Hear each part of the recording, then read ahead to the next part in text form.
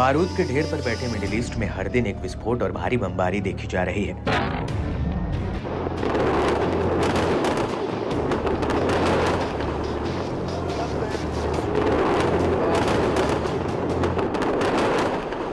Hezbollah chief Hassan Nasrallah की मौत के बाद भी हिजबुल्लाह शांत नहीं बैठा है।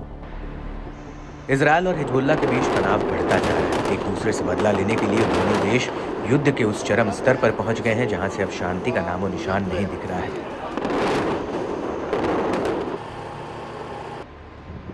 इजरायली सेना हो या प्रतिरोध के लड़ाके हो या फिर आम जनता, सभी इस मौत के दलदल में समा रहे हैं। फिर भी इजरायली सेना और लेबनान में छिपे हिजबुल्लाह लड़ाकों के एक दूसरे पर हवाई ताकत दिखाने में जुटे हैं। लेबनानी स्वास्थ्य मंत्रालय की माने तो पिछले 24 घंटों में लेबनान में इजरायली हवाई हमलों में मरने वालों की संख्या लगभग 37 हो गई है, जबकि घायल होने वालों की संख्या 150 से अधिक पहुंच गई है।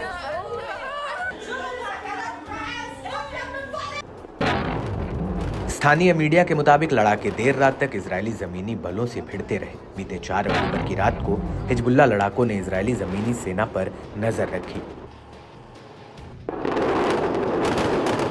दावा है कि इजरायली सेना सीमा से जुड़े ओडेशा शहर में घुसपैठ की कोशिश कर रही थी। लड़ाकों ने सेना पर घात लगाकर हमला किया और इसके बाद इलाके में झड़प शुरू हो गई।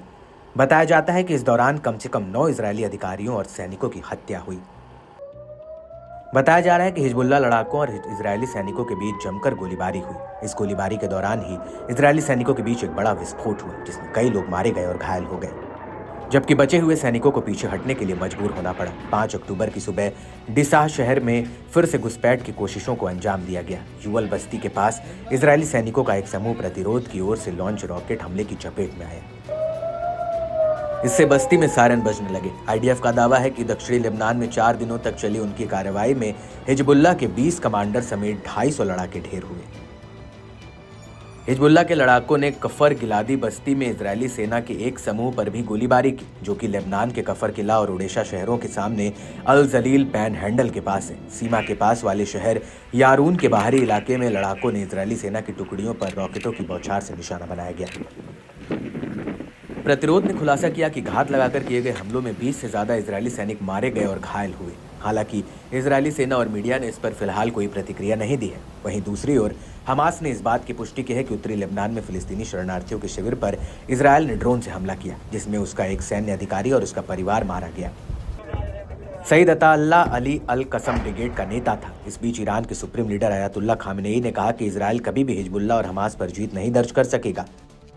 शुक्रवार की नमाज के दौरान एक संबोधन में खामेनेई ने ईरान के हमलों को कानूनी तौर पर सही बताया है। उन्होंने कहा कि ईरान इजरायल का सामना करने में न ही कोई संकोच करेगा और न ही जल्दबाजी करेगा।